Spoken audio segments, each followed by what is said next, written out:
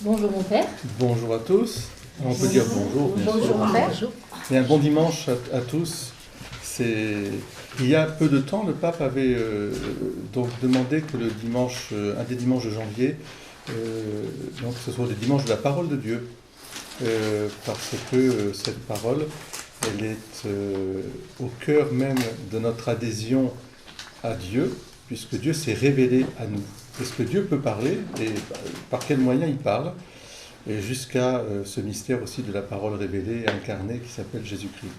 Donc on va aujourd'hui, Laure, c'est le thème de notre école du doute. Alors l'école du doute, je rappelle, c'est parce que nous nous posons des questions et que le doute est fondamental, je dirais, dans la méthodologie des sciences, comme dans la méthodologie aussi de la théologie. Il est normal de se dire, par exemple, est-ce que la Bible est, par exemple, un livre révélé? On se pose une question, on doute au sens méthodologique, et pour se poser les bonnes questions avec la raison qui vient, je dirais, permettre à la foi de se positionner d'une manière pour la défendre, l'illustrer, etc. Et en même temps, la foi, elle va éclairer la raison, parce que la raison aussi a ses limites, et la foi va nous aider aussi. Oui. Donc, pour commencer, je vais vous lire un avertissement qu'il y a sur les Bibles, qu'il devrait y avoir sur les Bibles. Très gentil.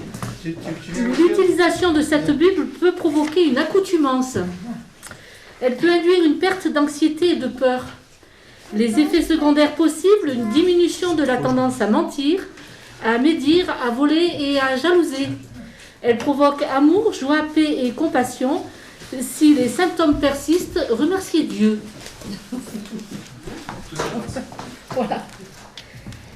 Donc voilà, nous allons donc aujourd'hui à la découverte de la Bible.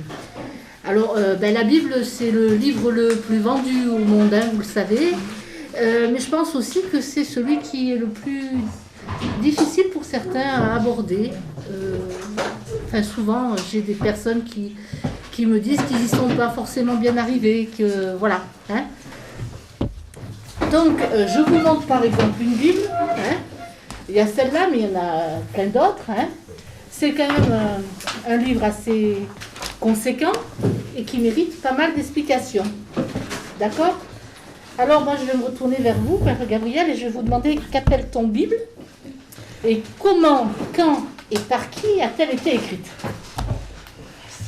Donc la Bible est un ensemble de livres sacrés qui ont été, je dirais, rassemblés dans ce qu'on appelle un canon des Écritures. Un canon des Écritures, ça veut dire que d'une autorité reconnue, qu'elle soit l'autorité d'ailleurs dans la synagogue, c'est la même chose, ou une autorité bien sûr ecclésiastique, donc c'est l'Église, ont reconnu comme livre inspiré, donc de la révélation judéo-chrétienne, et bien exactement, il y a 73 petits livres qui ont été écrits. D'autres n'ont pas été admis et sont des livres quand même qui nous aident aussi. Hein. Je pense par exemple dans le canon des Écritures, même du Nouveau Testament, vous savez qu'il y a des évangiles dits apocryphes.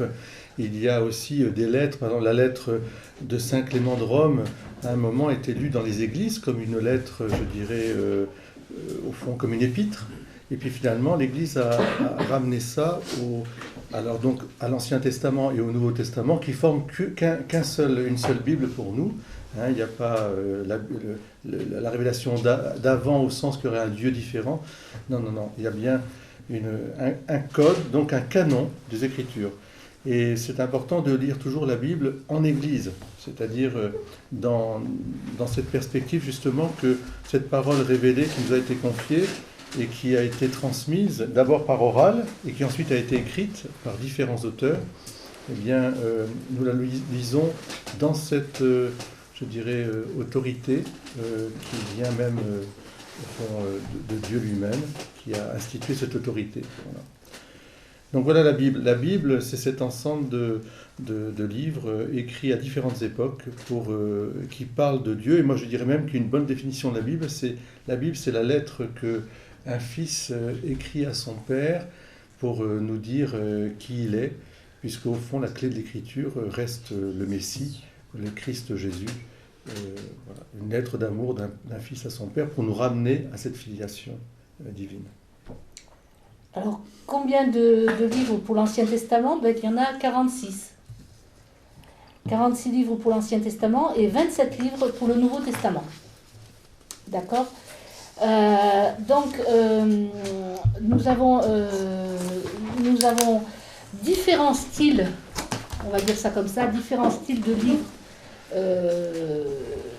parce qu'il y a des livres, par exemple, qui sont historiques, des livres poétiques, des livres sapientiaux, comme par exemple les proverbes, les cantiques des cantiques, etc. Des livres prophétiques, avec Jérémie, Baruch, Ézéchiel. Voilà, vous voyez, ça c'est pour l'Ancien Testament, hein, et puis pour le Nouveau Testament, qu'on appelle aussi livre de la Nouvelle Alliance. Ça va dépendre de l'endroit où vous êtes. Certains vont parler d'Ancienne Alliance et de Nouvelle Alliance, plutôt que d'Ancien Testament ou de Nouveau Testament, voire de Premier Testament, Deuxième Testament. Enfin, ça dépend de l'endroit où vous êtes. Faut pas se braquer sur les mots. Quand on ouvre une Bible, on va l'ouvrir, hein, on constate des choses. C'est que, bon, d'abord, il y a les livres ont leur nom, quoi. Hein. Ces noms sont avec une abréviation. C'est-à-dire, par exemple, le livre de la Genèse, il est abrégé GE. D'accord? Et puis, vous trouverez des fois des choses comme un premier chiffre, et puis suivi d'autres chiffres, avec une virgule, suivi d'autres chiffres. Le premier chiffre, c'est toujours le chapitre qui correspond au livre. Hein, et les chiffres suivants, les versets dans ce chapitre. C'est important parce que des fois, on ne sait pas comment on s'y retrouve. Et ça, c'est dû à... C'était pas comme ça dès le départ. N'est-ce pas, mon père? Allez-y. Non, mais bien sûr, mais ce qui montre bien qu'on travaille les écrits et qu'on les met un peu en ordre, qu'on y travaille toujours, puisque la parole de Dieu, outre que en soi, elle a des significations qui interrogent toujours, elle est d'une telle profondeur qu'on n'arrivera jamais à en donner toute la substantifique moelle. Ça, c'est l'aspect du fond, de la profondeur de la parole de Dieu, mais l'aspect aussi organique de cette parole, comme elle a été écrite dans les écritures de l'époque, qu'elles soient en araméen, ou qu'elles soient en syriaque, ou qu'elles soient en grec. Les ponctuations, les points, etc. n'existaient pas. En hébreu, il n'y a pas de ce genre de choses. Donc les exégètes, les pères de l'Église eux-mêmes ont travaillé de sorte qu'on puisse mieux s'y retrouver. C'est la même chose que pour les auteurs. On attribue les lettres à des auteurs ou les livres. Ça ne veut pas pour autant dire que, je dirais, l'auteur soit et existé. Par exemple, pensons au livre de Jonas. Donc, Jonas, on sait que c'est une histoire qui a été racontée avec un personnage qui s'appelle Jonas. Mais l'historicité du personnage, c'est pas ça qui est en cause, je dirais, qui est important pour nous. C'est plutôt de savoir le fond du récit et quel est le message que Dieu nous adresse à travers ça. Entre Ninive, la baleine, etc. etc. Et puis, vous avez aussi dans le livre d'Isaïe, où nous savons, c'est un livre, on l'appelle le 5e évangile, parce qu'il se situe pas très loin d'ailleurs finalement de l'arrivée de Jésus, mais quand même 400, 500, 600 ans. Mais on sait qu'il y a plusieurs auteurs qui ont réalisé à différentes époques ce livre d'Isaïe, inspirés eux-mêmes, bien sûr, ça n'enlève rien, une inspiration. C'est un peu comme dans le Nouveau Testament, l'Épître aux Hébreux, dont la plupart des exégètes estiment qu'elle n'est pas de Saint Paul directement, même si Saint Paul en est l'inspirateur. Il a confié ça, la rédaction, à quelqu'un. Vous voyez donc, ce qui est important, c'est je dirais, quand on ouvre une Bible, c'est d'abord de croire au fond de son cœur à cette inspiration de Dieu. C'est un livre révélé par l'autorité de Dieu, c'est-à-dire que l'Esprit Saint a guidé ceux qui ont écrit, qui ont d'abord parlé, puis ensuite qui ont écrit. On dit aussi que l'Ancien Testament a été colligé, alors on l'attribue à Moïse, Moïse qui aurait colligé et écrit tous les récits de la Genèse, etc., parce qu'on n'écrivait pas, on transmettait par oral. Là aussi, comme les psaumes de David, comme il y a plein de choses comme ça qui ont été écrites et qui étaient d'abord chantées, parlées et qui étaient, je dirais, transmises fidèlement par voie orale, exactement comme encore chez les Juifs, on transmet d'une manière très fidèle et oralement les grands événements du peuple d'Israël, depuis Abraham jusqu'à l'entrée dans la terre promise.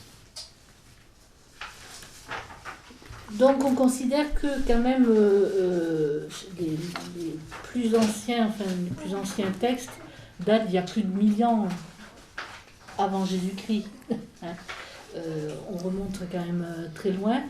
Il y a eu des versions qui ont été corrigées petit à petit après la déportation à Babylone.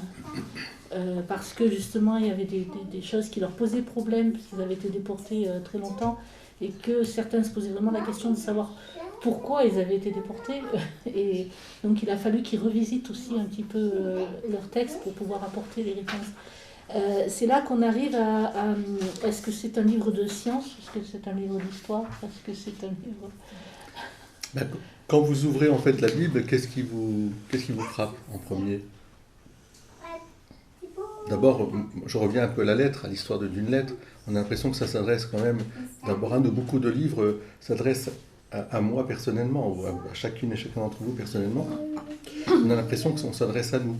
Il y a des histoires, il y a des codes aussi, il y a beaucoup, ce sont des livres d'histoire quand même, qui racontent, hein, et à travers les événements de la vie des prophètes, ou de la vie de Jésus, il y a tout un enseignement qui est donné. Et cet enseignement, il a besoin d'explications. Alors on pourrait dire que dans l'Ancien Testament, si je fais une coupure entre l'Ancien et le Nouveau Testament, nous avons, nous, de l'autre côté, Jésus qui parle en parabole, qui raconte des histoires aussi, hein, mais qui donne des explications, et qui les donne ensuite par lui-même, parce que c'est lui qui va aller au bout de la parole révélée en étant lui-même le don de Dieu pour nous. Mais souvent, il explique les paraboles. Dans l'Ancien Testament, on a des récits bruts et il faut pouvoir en tirer la substantifique moelle, et ce n'est pas évident, évidemment, si même le peuple hébreu s'est posé des questions au moment de la déportation sur des textes qu'on leur avait dit, puis pourquoi d'un coup on avait l'impression d'avoir été abandonné, trahi, je ne sais pas, voilà. Il fallait que des prophètes viennent en disant mais c'est pour votre bien, parce que vous avez laissé Dieu, vous l'avez abandonné, vous avez allé vers les idoles, c'est toujours toujours l'idolâtrie. Eh bien, comprenez que nous, on a une chance extraordinaire de voir que Jésus, au contraire, éclaire tout l'ensemble. Et souvent, d'ailleurs, puisque lui est juif et qu'il porte la Torah, c'est-à-dire les 5 grands livres de la Bible, il les porte en lui-même, souvent, il s'appuie sur la Torah pour montrer que les paroles, les prophéties se réalisent. C'est lui qui réalise ces prophéties. Mais il nous en donne une clé de lecture, vous voyez. Et parfois, il donne des interprétations sur l'Ancien Testament qui sont très utiles par rapport à la loi, la grâce, la loi, par exemple, l'impur, le pur, croyez-vous que... Voilà, il ramène le cœur de la loi, ou plutôt la loi à son cœur, qui est l'amour. Et en ce sens-là, il est un vrai juif qui interroge la parole. Car le juif ne cesse d'interroger la parole, et nous, chrétiens, nous ne devons jamais cesser d'interroger la parole de Dieu. Parce qu'elle nous parle aujourd'hui comme elle parlait au temps de Jésus, comme elle parle du temps de Moïse ou d'Abraham, vous voyez. Parle, Seigneur, ton serviteur écoute. Mais je pose des questions. Qui es-tu? Que cherchez-vous? Etc. Est-il permis de faire du bien le jour du sabbat, par exemple? Est-il permis de... Vous voyez, c'est plein de choses qui sont... Voilà. Et la Bible, pour ça, est un livre de questionnement. Mais encore une fois, je reviens à cette lettre, cette correspondance entre Dieu et nous et Dieu. C'est une lettre d'amour de Dieu à ses enfants, et à travers les prophètes, et puis bien sûr Jésus, d'un fils ou d'une fille, Judith, Marie, etc., qui vont s'adresser à Dieu, et qui dialoguent. Alors ça, c'est merveilleux, c'est vraiment un livre de vie, c'est un livre de consolation, un livre je dirais, de consolation. Comme dit Saint Jean, tout ce qui a été écrit, il a été écrit pour votre consolation. Et il dit même que s'il avait fallu écrire alors pour Jésus tout ce que Jésus avait fait, il faudrait un rouleau qui englobe le monde entier, parce que tellement ils n'ont ramené que en fait, l'essentiel pour que nous croyions que Jésus-Christ est vraiment le Fils de Dieu Sauveur. Donc la Bible est un livre de foi, un livre d'alliance, un livre de relation, un livre qui réconforte, qui réchauffe, un livre aussi comme un sacrement. On dit de la parole de Dieu qu'elle est un sacrement, c'est-à-dire elle est à la fois mystère, elle révèle ce qu'est Dieu, comme tous les sacrements, une présence de Dieu, mais elle est agissante. La parole de Dieu agit. Elle agit dans nos cœurs, elle pacifie nos cœurs, elle purifie nos cœurs, elle est même une médecine pour nos corps et nos âmes. La parole de Dieu. Non, bien sûr, moi je pense qu'il faut quand même toujours garder à l'esprit qu'elle raconte l'histoire de la relation d'un peuple avec Dieu, et que c'est pas un livre historique 100% à suivre à la date près, l'événement près. Il y a quand même toute l'interprétation de la relation à Dieu qui vient là.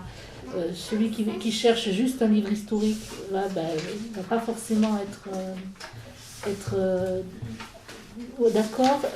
Celui qui cherche un livre scientifique, comme me disait Michael l'autre jour, c'est vrai qu'il y a les dimensions de l'arche, il y a des choses très très précises dans la Bible. Il y a la Genèse, mais la Genèse n'est pas faite pour nous donner précisément Dieu à telle heure, tel jour, il a fait ça, etc. C'est pas les sciences comme ça qu'il faut voir, c'est le sens de ce qui est autour de nous, la façon dont c'est fait. Il y a bien sûr des chiffres qui sont symboliques dans la Bible, qu'on retrouve régulièrement, mais ça ne veut pas dire pour autant que c'est un traité de physique-chimie ou de... Voilà. Il n'y a pas de date, il n'y a pas l'heure, non? Pardon? Il n'y a pas de date et il n'y a pas de l'heure. Le monde a été créé en 7 jours, mais c'est 7 jours de Dieu, c'est pas forcément le calendrier qu'on a derrière nous, quoi. Voilà. Ne pas chercher au fond, c'est une parole que Dieu nous dit. Il l'a dit à toutes les époques et elle a été transcrite en gardant les moyens d'expression de l'époque. On a des récits épiques, on a des récits poétiques, on a des récits même canoniques au sens de loi. Si vous lisez le livre des Nombres ou le livre de la loi, vous savez, c'est pas un livre qui va vous... Voilà, mais il y a une symbolique derrière parce qu'il y a toute une codification. Oui, c'est-à-dire que c'est beaucoup plus, je dirais alors là, numérique, on pourrait dire. Hein. Et tout est un langage de toute façon. Que les nombres soient présents dans la Bible, c'est évident. Les lettres, même la disposition des lettres, la signification des noms qui sont donnés, tout ça est un message. Mais il faut l'avoir d'abord comme Dieu se révèle à nous, en respectant le temps, l'histoire et je dirais la psychologie aussi de celui qui va transcrire cette parole. Car on peut dire la même chose pour les évangiles, l'évangile de Marc ou de Luc ou de Saint Matthieu, des sont de côté Saint Jean qui est vraiment à part, mais ce sont 3 synoptiques, on les appelle, qui racontent l'histoire de Jésus. Mais prenez des synoptiques, chacun des auteurs apporte sa coloration, sa physionomie, parce que Dieu respecte la liberté de celui qui écrit. Mais en même temps, il l'inspire de sorte que ce qu'il va écrire ne sera jamais contradictoire avec la vérité que Dieu veut enseigner. Et il s'adresse aussi chaque évangile s'adresse à un type de public particulier. Alors exactement, il y a des évangiles qui ont été écrits à différentes époques, ça on va pouvoir en parler, c'est vrai. Dans le bassin méditerranéen, il y avait à la fois les communautés juives, les communautés qui étaient dites païennes mais venues du paganisme au christianisme, il y avait plein de choses et puis des époques différentes. Quand Saint Jean écrit, on est certainement dans les années 90, 100, et il y a quand même déjà 40, 50 ans, 60 ans que Jésus est monté vers le Père. Il y a d'autres problématiques qui se posent. En tout cas, il les perçoit davantage. Le combat de la lumière et des ténèbres, ça va. Matthieu, on voit bien que c'est un évangile qui est très hébraïsant. Et donc il y a plein de connotations. Voilà. Après, c'est un peu comme Paul, les lettres de Paul, quand il s'adresse aux Romains, qui va s'adresser aux Corinthiens ou autres, on voit bien qu'il cible précisément certaines populations, certaines villes, on dirait même certaines conditions géopolitiques. Parce que parler à Corinthe n'est pas la même chose que de parler à Rome et de parler aux Éphésiens, etc., même si c'est le pourtour méditerranéen. Matthieu s'adresse plutôt à la communauté chrétienne venue du judaïsme. Saint Marc, c'est plutôt les Romains, voilà. Donc là, c'est païen, hein, voilà. Saint Luc, c'est les Grecs en territoire païen. Hein. Surtout Saint Luc, c'est un hellénisant reconnu. C'est quelqu'un qui a une culture, et on dit même médecin, et donc il a une façon de présenter les choses avec un diagnostic qui est très proche, et puis en même temps il est attiré, parce que c'est un chrétien des origines, il est attiré par le message, le cœur du message de l'Évangile, qu'il va mettre en avant, plus que d'autres, la miséricorde. C'est lui qui nous raconte les paraboles de la miséricorde, etc., et puis le bon larron, etc. Donc on sent qu'il y a une touche là, qu'il a été chargé de dire. Marc est beaucoup plus, je dirais, c'est le plus petit évangile, mais il y a des précisions, il est très, très, on dirait assez romain, assez, comment dire, de ce monde un peu romanisé, parce qu'on dirait qu'il est, il n'y a pas de fioriture, tac, tac, tac, mais en même temps, c'est très précis. Hein, il y a des petits détails aussi qu'on ne retrouve que chez lui. Et puis Jean, évidemment, lui, c'est les dialogues. On sent que Jean, c'est vraiment la lettre d'amour de Dieu au monde et du Fils à son Père. C'est tous les dialogues. Pensez à Samaritaine, pensez à Nicodème, pensez à Zachée, pensez bien sûr au grand dialogue de Jésus avec son Père, les dernières heures, la scène. Voilà, c'est vraiment le cœur à cœur. Il nous fait rentrer dans le mystère vraiment de Dieu lui-même. Dieu est amour. Et donc il y a une relation d'amour, c'est extraordinaire, l'évangile de Jean. Mais on le représente par l'aigle, parce qu'on dit que c'est celui qui est le plus élevé. Hein. Après il y a le bœuf, il y a le lion, il y a Saint Marc le lion, le bœuf c'est Saint Matthieu, et Luc c'est l'homme, parce que justement celui qui parle très très bien de l'incarnation de Noël, etc. Vous avez des manuscrits qui ont été retrouvés, souvent on en parle, du manuscrit de Qumran, je le dis bien, oui c'est ça, qu'on appelle aussi les manuscrits de la mer morte. Alors on en parle souvent, il y a pas mal de choses qui sont dites dessus. En fait ce sont des manuscrits qui ont été retrouvés après la guerre, la Seconde Guerre mondiale, parce que bon, il y en a des guerres. Donc après la Seconde Guerre mondiale, qui se trouvaient dans la mer morte, et ce sont en fait des parchemins et des fragments de papyrus qui ont été copiés entre le 3e siècle et le 1er siècle, alors 3e siècle avant Jésus-Christ et le 1er siècle après Jésus-Christ. Donc dedans, par exemple, on trouve l'intégralité du texte d'Isaïe. C'est un rouleau qui fait quand même 7 mètres 34 de long. C'est quand même pas mal. Hein. Ce sont des feuillets de cuir cousus ensemble, par exemple, dans le cas du livre d'Isaïe. Et ces rouleaux ont été enveloppés dans de la toile de lin. Ils ont été cachés sans doute dans les grottes au moment de la révolte juive contre les Romains, pour protéger les écrits. Alors, ce qui est frappant, c'est que tous ces textes sont identiques à ceux que l'on trouve aujourd'hui, à quelques variantes près. Les copistes ont donc toujours fait un travail extrêmement précis. C'est pas... parce que ça aussi, des fois, on entend, ouais, mais ils ont dû dire ça autrement, machin, voilà. Non, les copistes, ils faisaient leur travail comme il faut. C'était vraiment... il y a très peu de variantes, c'est comme ça, quoi. Il y a aussi des commentaires dedans et des textes qui sont propres à la communauté juive. D'accord ? Ça a été une découverte extraordinaire qu'il faut signaler, et donc il faut aussi se méfier de tout ce qu'on peut lire. Parce que c'est comme tout, il y a ce qui est sérieux et il y a ce qui l'est moins. Il y a des reportages intéressants, vous pouvez aller voir sur Internet, en replay, hein, sur RFC Découverte ou autre, sur justement l'histoire de la découverte des manuscrits de Qumran. Et puis aussi donc l'histoire de cette communauté alors c'est soit les Esséniens, soit des communautés. Bon, il y a eu la révolte face au Romain bon, qui s'est terminé dans un bain de sang dans ces montagnes escarpées où les Romains sont allés les dénicher. Mais il y a aussi le fait, dans ces manuscrits, on a d'abord pu, effectivement, comme disait Laure, montrer l'authenticité et je dirais la continuité de ces écrits. C'est bien, on retrouve les mêmes récits, etc. Et c'est ça qui est les annotations de la communauté, ce qui montre qu'on est tout le temps en train de réfléchir la Bible, de penser la Bible, de se laisser interpeller et d'interpeller en même temps. Vous voyez, c'était un questionnement continuel.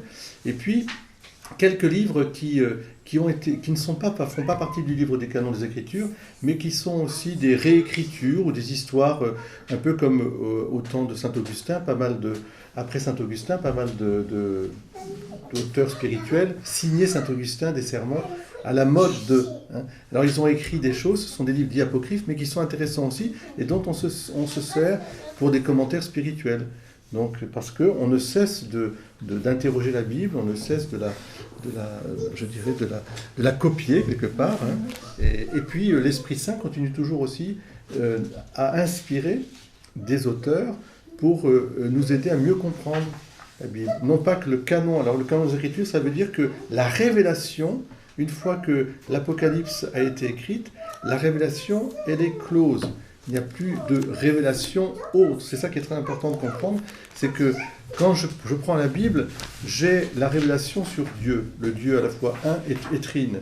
Et si on m'annonce un autre livre comme étant une révélation qui vient après, par exemple, certains courants dits de l'Esprit Saint étaient, attirés par des révélations qui auraient été réservées à eux, et ils pensaient qu'il y avait l'ère de l'Esprit Saint avec un nouveau livre, etc. Non, l'Église, et même la synagogue, par rapport à leur livre, ne rajoute rien.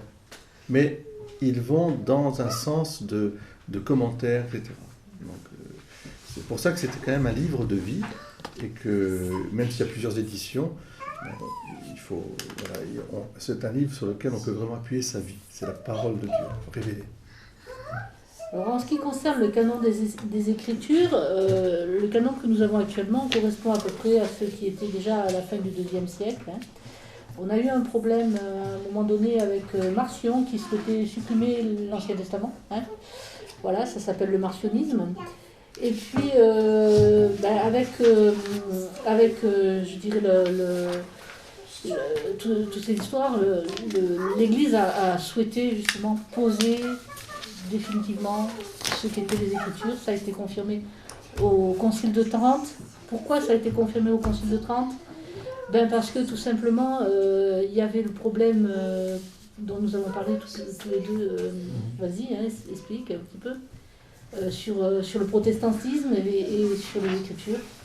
C'est simple, c'est que les protestants se sont rattachés plus au canon biblique accepté par les Juifs au concile de Jalnia en 95.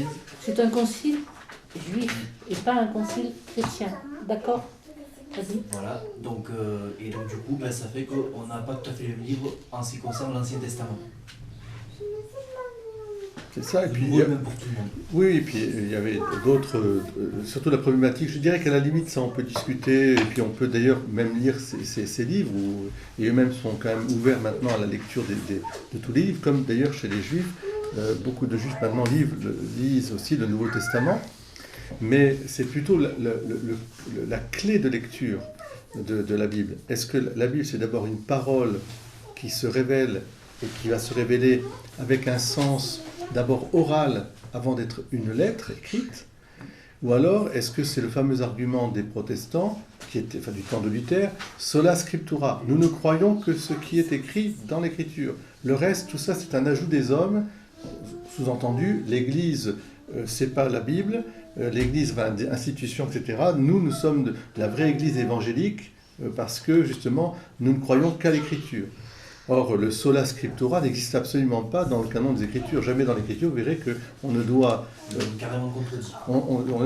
Exactement, puisque c'est la tradition orale et fait partie de l'interprétation, etc. Donc, eux, ils ont bâti ça, sola scriptura. Ils n'ont pas compris qu'il y avait ce qu'on appelle une tradition orale, et qui est toujours en mouvement, et où l'esprit aussi guide, et puis aussi des écrits, et qu'il fallait tenir les deux. Et que celui qui était garant, c'était l'autorité religieuse reconnue, inspirée, fondée pour garder le dépôt de la foi et le donner d'une manière fidèle. C'est l'Église. Et donc, c'est pour ça que nous ne disons pas qu'il faut mépriser l'Écriture, au contraire. Mais le sola scriptura, ce principe-là n'existe absolument pas dans la Bible, et même, comme dit Michael, il est contredit. C'est pour ça que le Concile de Trente est intervenu en disant on ne lira la Bible que sous l'autorité de l'Église. Alors c'était un peu dur, et un peu parce que par rapport aux protestants qui, eux, écrivaient des livres, c'était le moment de l'imprimerie, chacun avait, c'était là quelque chose de très positif, chacun avait des livres, mais interprétait. Chacun pouvait le lire et l'interpréter à sa façon. L'Église ne voulait surtout pas par rapport à parce qu'on n'avait pas toutes les connaissances, etc. Et je pense qu'il y a eu un durcissement d'un côté, lié aussi à des attaques de l'autre, et qu'aujourd'hui, au contraire, dans ce dialogue aussi œcuménique, nous comprenons qu'il faut vraiment que la Bible soit un livre ouvert et accessible à tous, et en même temps, pour nous, catholiques, nous sommes heureux d'avoir aussi une ligne de conduite qui nous est donnée par le magistère, par l'enseignement de l'Église, qui nous éclaire et qui nous aide. Et chacun peut y travailler, voilà, mais il faut garder le dépôt révélé. Alors, je pense au canon des Écritures, je pense aussi au credo. Le credo est un canon de la foi, une sorte de canon, un résumé, qui guide ma foi. Quand je vais dire le credo, c'est pas dans la Bible le credo, mais c'est l'Église qui s'est réunie en assemblée, justement en concile de Nicée, Constantinople, qui a défini la foi chrétienne.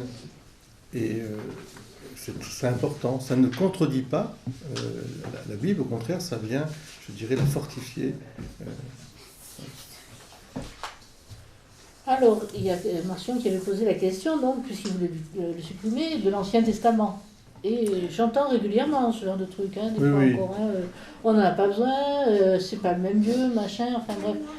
Non mais c'est vrai. Tout à fait. Alors, voilà, l'Ancien Testament, j'ai posé la question un petit peu, a-t-il une utilité ou peut-on pas s'en passer? Non, c'est impossible, puisque c'est comme si je disais que de cet olivier que je vois dans le jardin du curé, il y a de très belles branches et je les aime beaucoup. Le tronc un peu moins. On va supprimer le tronc, et puis on va garder des branches. Qu'est-ce qui va se passer? Il n'y aura pas de sève, il n'y aura plus rien, etc.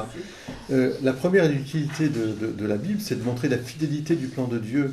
Dieu, dans le temps, se manifeste, et c'est une histoire d'amour entre Dieu et les hommes. Et donc il y a une continuité, il y a quelque chose il y a à la fois une irruption de Dieu dans le temps, et une continuité dans cette présence de Dieu dans le temps. D'autre part, je dirais que Dieu se révèle dans toutes ses composantes, à la fois dans son Fils Jésus-Christ, qui est la clé, bien sûr, de l'Écriture, mais il envoie des signes, il envoie des prophètes, il envoie une marche, par exemple, comme celle du peuple hébreu dans le désert, et quelque chose d'instructif pour nous aussi. Parce que ça nous rappelle aussi notre cheminement, ça nous rappelle, il y a plein de choses, et quelque part, qui est toujours en marche, si je puis dire, le fait d'être un peu exilé, de se sentir exilé de la terre promise, le fait de combattre contre les puissances du mal, les idéologies, etc. Il y a toujours une leçon à donner, le courage aussi des prophètes ou dans l'Ancien Testament, ou des gens qui écoutent la parole de Dieu et qui la suivent, vous voyez. Abraham est notre père dans la foi, comme Marie est notre mère dans la foi, comme Saint Joseph aussi, d'une certaine manière, dans le Nouveau Testament, mais ce sont des pères dans la foi. Et c'est une histoire commune. Alors moi je trouve il y a quelque chose de très très profond à garder. Et puis alors encore une fois, bien sûr, par rapport à Dieu, le Dieu de l'Ancien Testament, même s'il ne se révèle pas, il sera révélé totalement en Jésus-Christ, qui révélera sa Trinité Sainte. C'est un Dieu d'amour déjà. Mais il y a tellement de... On a voulu faire croire que l'Ancien Testament, c'était le Dieu vengeur, le Dieu méchant, etc. Non, il y a une histoire avec c'est comme si on racontait l'histoire du monde de maintenant, avec toutes les guerres, tout ce qui s'est passé, etc. Ouais, alors, et peut-être que des gens vont dire, au nom de Dieu, on fait ceci, au nom de Dieu, on fait cela, et alors on lirait ça, on dirait, mais c'est affreux, ou alors ce Dieu est terrible, c'est un Dieu vengeur. Ça, c'est l'interprétation que les hommes ont donnée. Mais à chaque fois dans l'Écriture, Dieu, même s'il est en colère, c'est comme ça que ceux qui écrivaient témoignaient, ils étaient des hommes, donc ils disaient la fumée du volcan, les éclairs, tout ça, ça veut dire Dieu est en colère, etc. Ils écrivaient, bon, il y a eu des catastrophes, etc. Ils disaient, et puis à un moment on voit bien que mais Dieu se repent de sa colère, je serai votre père, comme un père, vous serez mes enfants, votre nom est inscrit sur la paume de ma main, jamais je vous oublierai, jamais, jamais. Dieu se repent, et comme si c'est l'homme qui écrit évidemment à sa façon, mais c'est pour bien montrer que le cœur du mystère de Dieu, c'est un Dieu d'amour, qui est fidèle à son engagement, et c'est pas lui l'auteur du mal, jamais, jamais, jamais. Et, par contre, il laisse notre volonté se faire quand on veut faire le mal, il la laisse, alors c'est un mystère, c'est un autre mystère qu'on abordera, le mystère de l'iniquité, pourquoi le mystère du mal, le mystère du bien, mais Dieu triomphe même du mal. Et c'est la grande leçon de la Bible, c'est qu'au-delà des épreuves, il y a quelque chose qui arrive. Et il y a un salut. Et ils attendent tous le salut. Et je pense que si Jésus, à un moment, arrive, et c'est dans l'Écriture, au temps accompli. Il y avait donc un espèce d'élan, de désir. Ah, si tu pouvais venir, Dieu. Puis tu viens. Et il demeure avec nous. Voilà la Bible. Alors il y a aussi le rapport de typologie entre les deux, puisqu'en fait la typologie c'est une forme d'exégèse qui consiste à rechercher les convergences entre les deux testaments. Vous avez entendu parler de la typologie, je pense, ouais, tous, non? Oui. Explique un peu. Alors voilà, en fait, l'Ancien Testament est la préparation du Nouveau Testament. Tous les récits qu'on va trouver dans l'Ancien Testament préparent à la venue du Christ qui va accomplir les Écritures. Vous voyez ce que je veux dire? Il va accomplir. Voilà. Donc, dans tous les événements qu'on voit, dans les grands personnages, etc., on va trouver des relations avec Jésus-Christ. L'Ancien Testament parle de Jésus sous des fois d'autres traits. Je veux dire, vous allez avoir Moïse, vous allez avoir, je sais pas, Abraham, vous allez avoir, je sais pas, soit les personnages, soit les événements. Voilà. Va traverser la mer Rouge. Le serpent d'airain, etc., etc. Mais la clé de lecture, il fallait que Jésus la donne. C'est-à-dire que Jésus accomplit les Écritures. Et donc la typologie, c'est ça. Ça veut dire que ce sont des signes. C'est-à-dire qu'on peut lire d'une manière historique, ou disons exégétique, pure.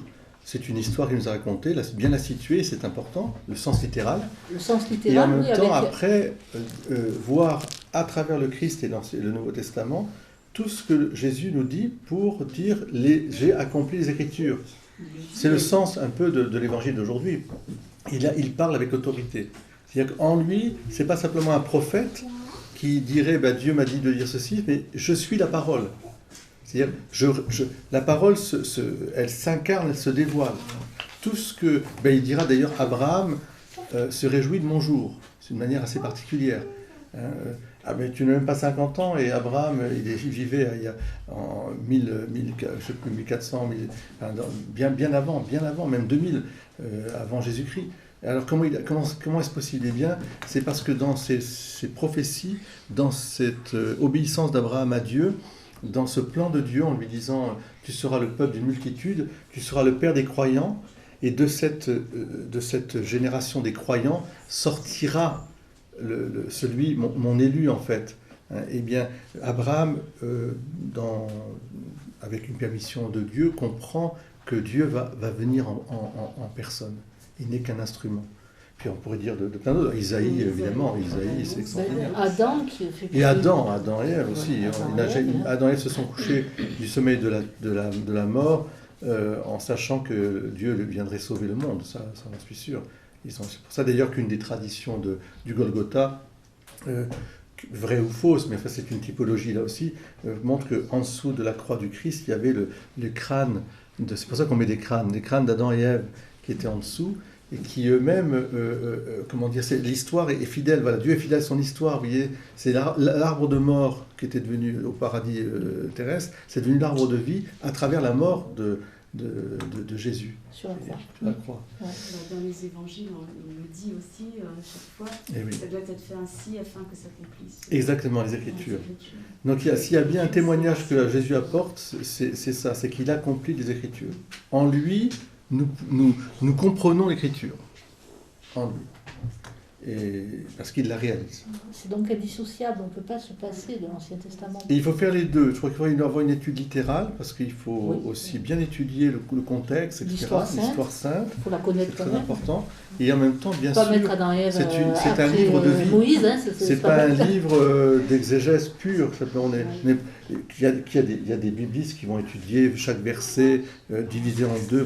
Ça, c'est très important, et il nous apporte aussi une richesse, une lexicographie, bien comprendre les termes. Mais alors, moi, j'aime bien aussi lire l'Ancien Testament avec les passages du Nouveau Testament qui sont en parallèle, où Jésus nous renvoie.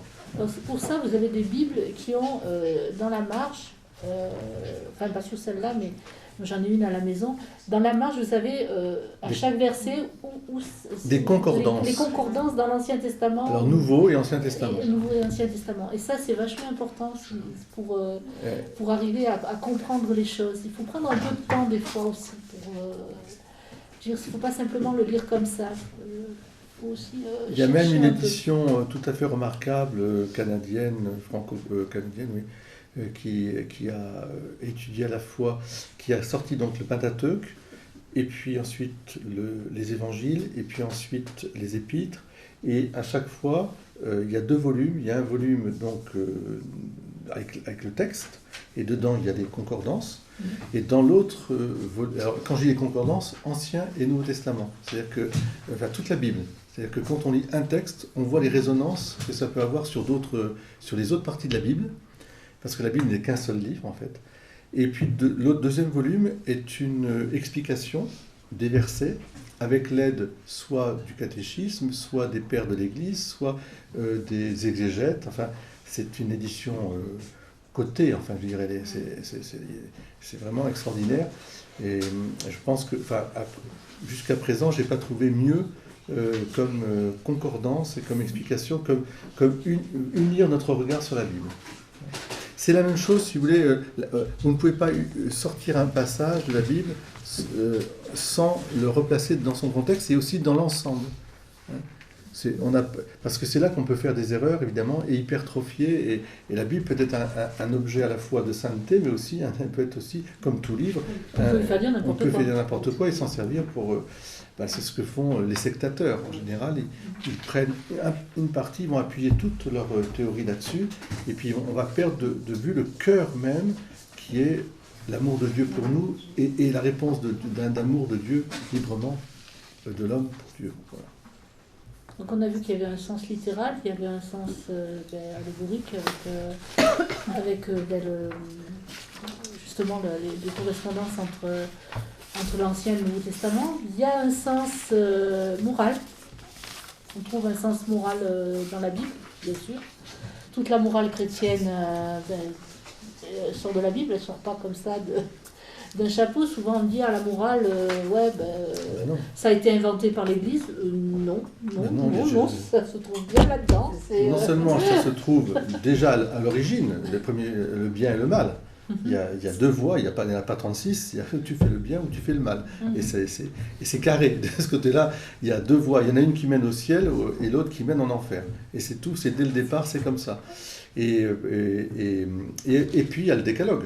Donc la loi naturelle inscrite dans les tables de la loi, qui est une révélation fondamentale, qui vient de l'Esprit Saint, qui guide le peuple de Dieu, et c'est ce qu'eux appellent la Pentecôte. La Pentecôte chez les Juifs, c'est le don de la loi. Et pour nous, la Pentecôte, bien sûr, c'est toujours ce don de la loi, mais dans l'esprit qui libère aussi, et qui amène, qui ramène la loi au double commandement qui n'en font qu'un: tu aimeras Dieu de tout ton cœur, toute ton âme, toutes tes forces, et le prochain comme toi-même. Le reste est tout lié à ça. Mais c'est pour ça que Jésus dit, je ne suis pas venu abolir l'Écriture, je suis venu à l'accomplir, mais l'accomplir au sens d'être exemplaire aussi. Je l'accomplis parce que je lui donne toute sa signification, sa profondeur, mais aussi, désormais, ce n'est plus une loi simplement écrite, c'est inscrit dans la personne. Être chrétien, ce n'est pas être autrement. Au fond, moi je dis souvent, un chrétien, c'est comme un juif, mais qui aurait reconnu le Messie. Vous voyez, avec ce même désir d'être fidèle à la parole de Dieu. C'est pour ça que chez les juifs, c'est important, la parole, ils la mettent même sur eux, les phylactères, etc. Ce sont des signes extérieurs, mais qui montrent qu'ils vivent avec la parole de Dieu. Ils veulent vraiment s'en servir comme un guide dans leur vie.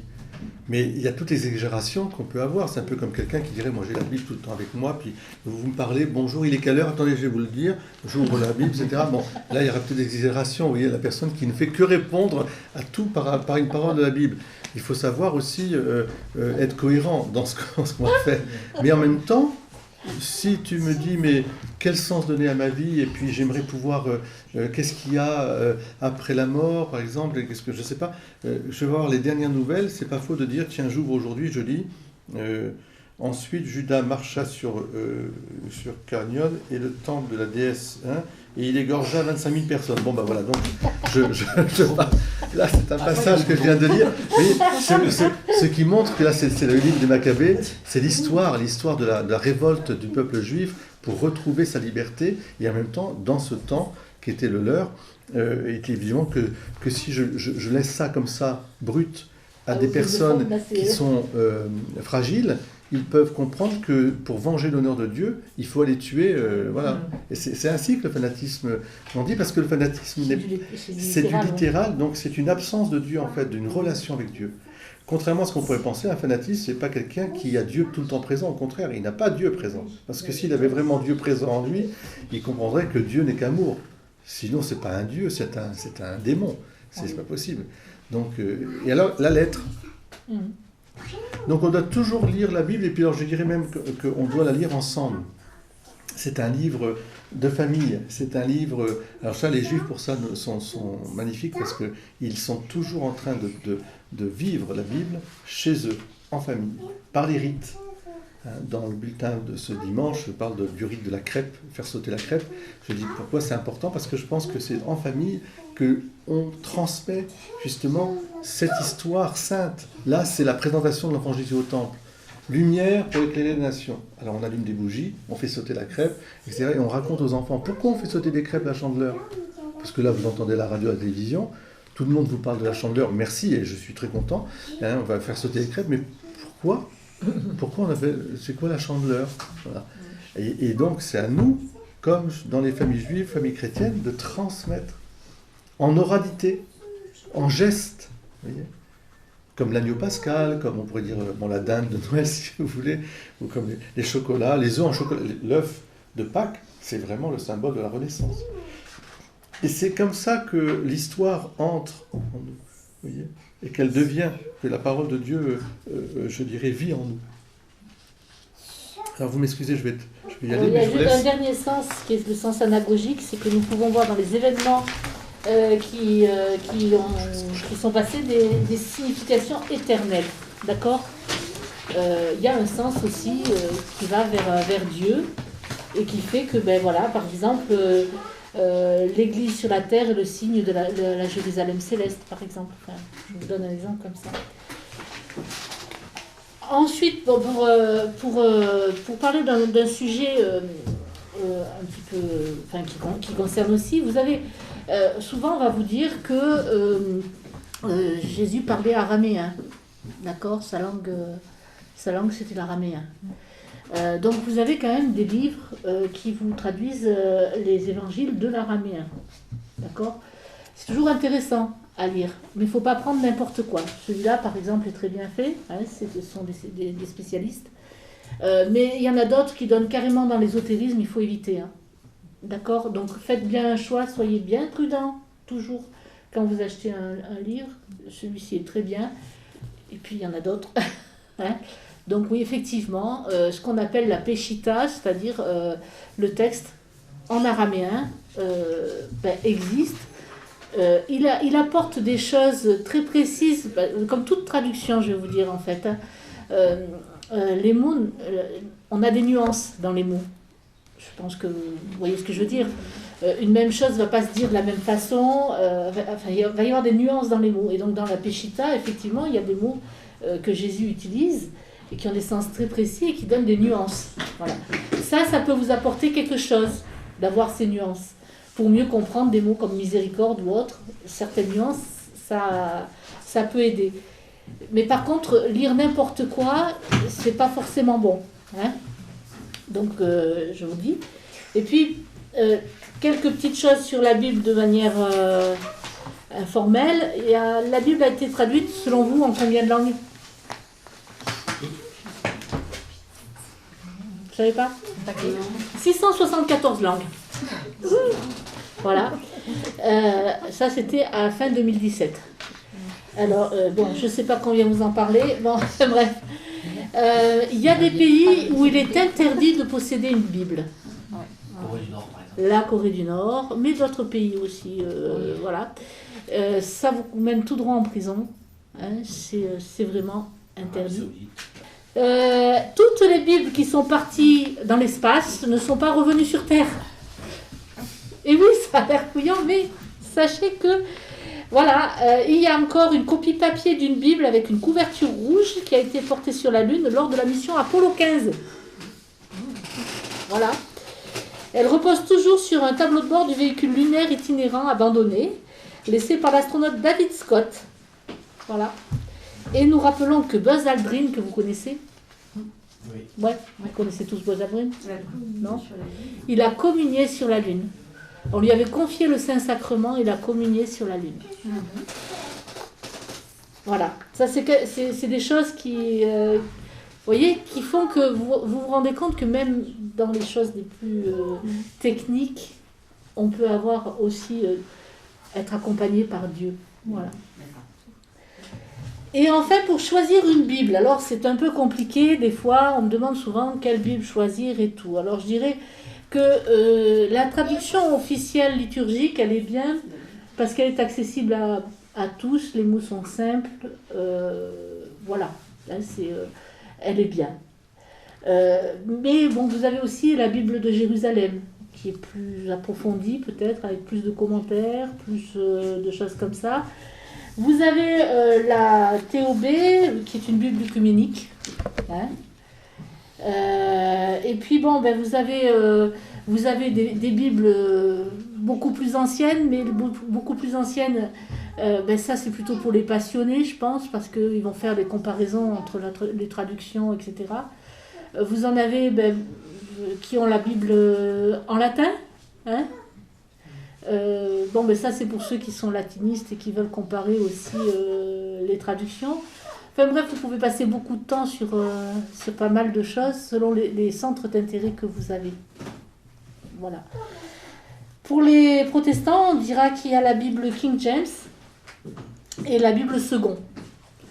Ça vous aidera aussi parce que des fois, vous voyez pour ceux qui achètent dans les vides-greniers, des choses comme ça, savoir quel type de Bible vous avez là, c'est important. Hein, voilà. Est-ce qu'il y a des questions?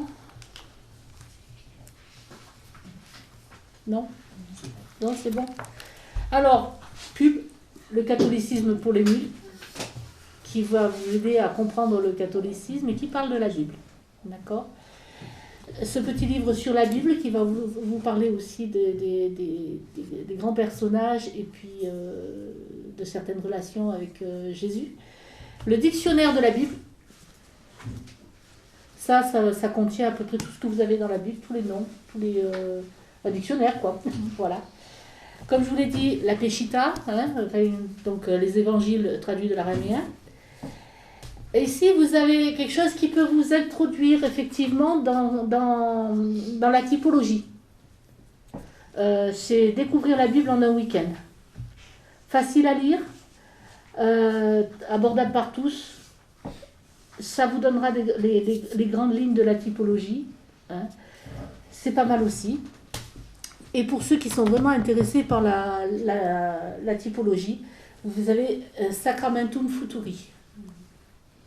D'accord? Qui reprend les pères de l'Église, qui vous explique le début de la typologie, pour vous montrer qu'en fait, c'est pas une science qui est devenue, qui est tombée du ciel comme ça, qui vous est tombée dessus. Non, non, c'est depuis le début que on cherche les liens entre l'Ancien Testament et le Nouveau Testament.